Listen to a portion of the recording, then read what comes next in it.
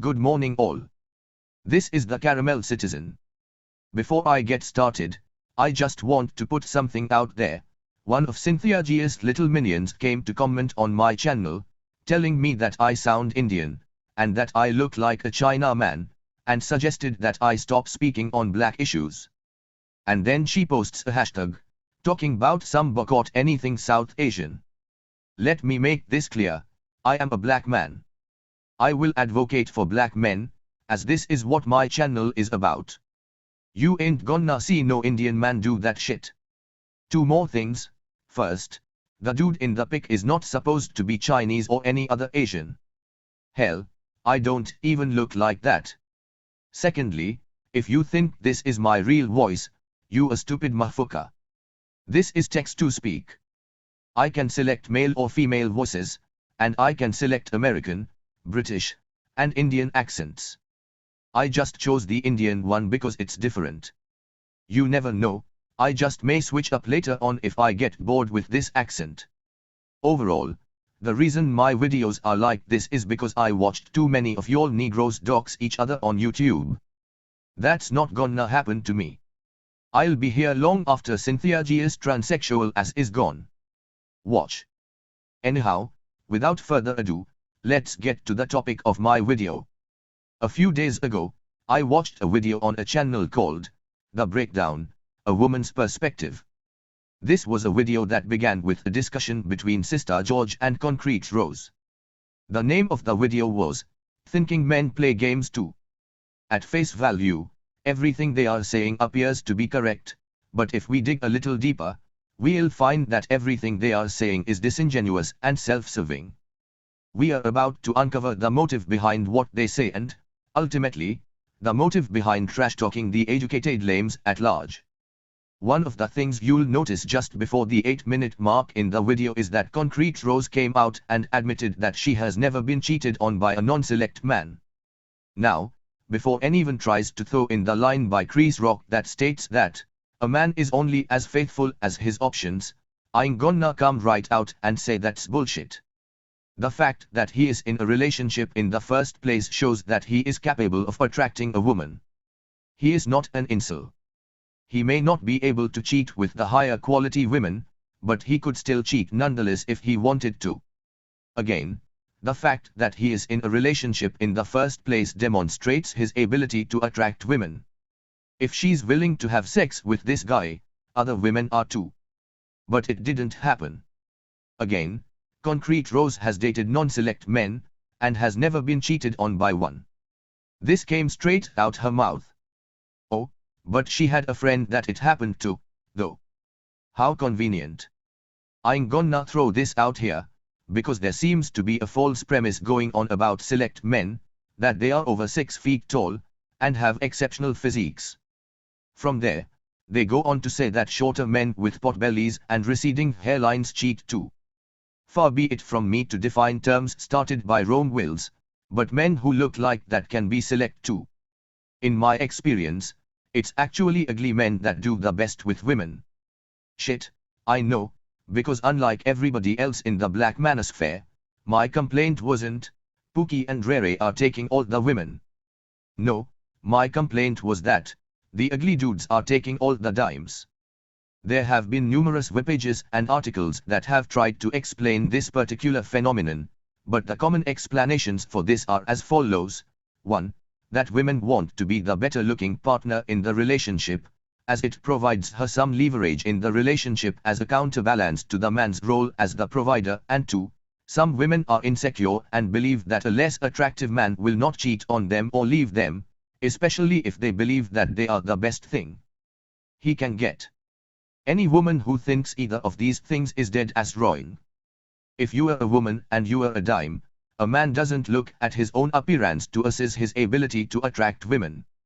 If you are a dime and he got you, he knows he can get another dime. After all, his ugly appearance didn't stop him from getting you, right? So how is it gonna stop him from pulling another one? Secondly, men cheat with women that are far less attractive than their wives and girlfriends all the time. Shit, Eddie Griffin talked about this in one of his more famous stand-ups. I don't give a fuck if you are Miss Universe, you can still get cheated on by any man who was able to successfully woo you. And the woman he cheats on you with just might be some fat ass who looks like Gabare Sidibe. But, back to the select men who happen to be physically unattractive, there's something about these men that make them select, which is probably their mouthpiece. At any rate, using these men as examples of non-select men cheating is disingenuous as fuck. Why? Because they are not non-select. I don't recall any of these famous incel mass murderers being fat or out of shape, and many women have even described some them as being handsome or physically attractive. But they were still non-select, right? So, it only stands to reason that whether a man is select or non-select is not based on physical appearance. It's also not based on his money, because I have seen dudes who look fucked and they were broke too, but they still got dimes. First off, I want to know the answer to this question: who the fuck said that educated lames don't cheat? Who said that? Has Obsidian said it? Has Osha Duke Jackson said it? Has Sergeant Willie Pete said it? Has Lodecast said it? Who the fuck said it? Please show me a video where somebody said, educated lames don't cheat. I mean, I know Sister George and Concrete Rose said, thinking men, but I'm saying, educated lames, because that's what I'm used to hearing.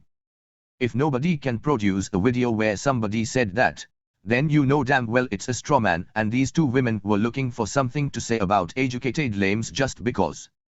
I'm going to say something, and you can quote me on this later if you want to. There's a greater disincentive for educated lames to cheat. After all, if he has had difficulties attracting women, and he is finally able to get one, he is going to be single for a very long time if he fucks that up, which isn't going to be the case for Pookie and Rere. See? So I'm not saying that educated lames won't do it, I'm just saying that the consequences are harsher for them if they do it.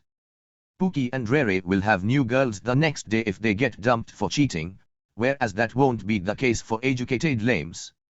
They'll be single for months, maybe even years. And they know this. Also, the reason why the educated lame and Pookie and Rere discussion is even a thing right now is because educated lames don't have as many dating and mating opportunities as they would like. And you know this to be the case.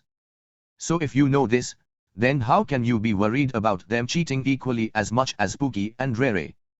Common sense, people. And, I'm sure I'm going to catch flack for this, but I think there's a huge difference in how higher people on the higher rungs of the socio-economic ladder cheat versus people on the lower rungs socio-economic ladder. If you are a hood nigga, you are broke and powerless. The one way you can overcome this and feel like a big man is by having a bunch of side pieces. Whereas, if you are higher up on the socio-economic ladder, you have far less to compensate for. If a man has an affair, it's because he is seeking something he is not getting in his marriage. Same for women, by the way. What Pookie and Rere do is far less preventable. Not saying that affairs are completely 100% preventable, but they are far more so than Pookie and Rere having side pieces. Same for Peaches and Nene. So let's get down to their overall motive, and I'm going to end the video. I think it's common sense that educated lames are far better long-term relationship material than Pookies and Reres. No one with any common sense will try to dispute this. Do you want to be provided for or not? However, these women want Pookies and Reres and, despite hearing all of the convincing arguments on why educated lames are better, what they do is start putting negative characteristic on educated lames. So, in their minds, and what they are trying to convince you of, is that the negative characteristics on both sides cancel each other out, which means they are now justified in choosing Pookie and Rere. See how that works. Anyhow, this is the Caramel Citizen,